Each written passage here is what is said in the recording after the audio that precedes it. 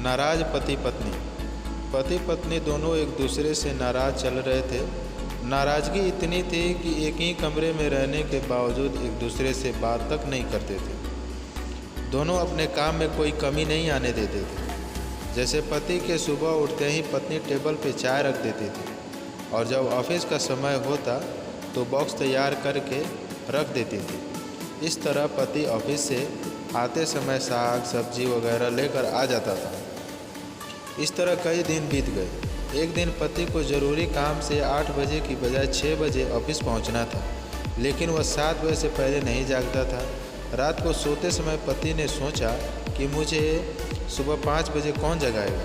पति के मन में एक उपाय आया। वह पत्नी के नाम से पर्ची लिखने लगा। देखो सोना, मुझे सुबह जल्दी ऑफिस जाना, इसलिए मुझे 5 बजे सुबह जगा देना। पर्ची को इस तरह लिखकर पलंग पर रख दिया और बेफिक्र होकर सो गई। पत्नी ने पर्ची उठाई और कुछ सोचा और वो भी सो गई। पति की नींद खुली सुबह तो उठकर घड़ी में देख रहा है तो घड़ी में 7 बज रहे हैं। फिर उसकी नज़र तकिए पर गई तो वहाँ एक पर्ची पर लिखी हुई थी कि सुबह के 5 बज गए हैं, उठो।